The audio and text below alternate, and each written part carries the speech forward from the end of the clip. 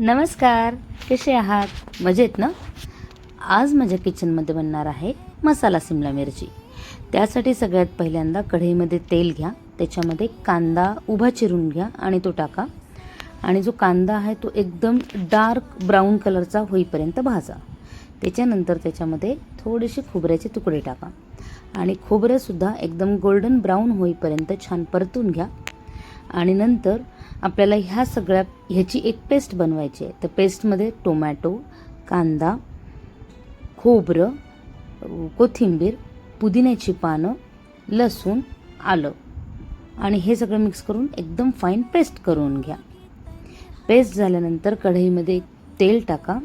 तेलामध्ये जिरे, तेजपान आणि काही मसाले टाकायचे आहेत. तेजपान टाकल्यानंतर त्याच्यामध्ये आपण जो मिक्सरमधून ग्राइंड केलेला जो मसाला आहे तो मसाला टाकायचा आहे.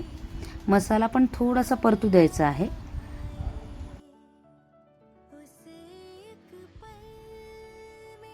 मसाला परतल्यानंतर त्याच्यामध्ये लाल तिखट, कांदा लसूण मसाला आणि गरम मसाला. गरम मसाला नसेल तर काळा मसालाही चालेल. थोडीशी हळद हे सगळं टाकायचं आहे आणि ते छान परतू द्यायचं आहे. हे जळू नये म्हणून ह्याच्यामध्ये पाणी मिक्स करून थोडंसं छान परतू द्या.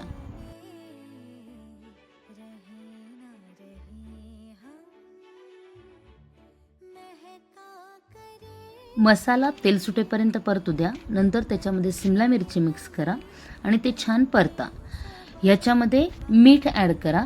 नंतर झाकण लावा, त्याच्यावरती पाणी ठेवा आणि ही भाजी चांगली शिजू द्या.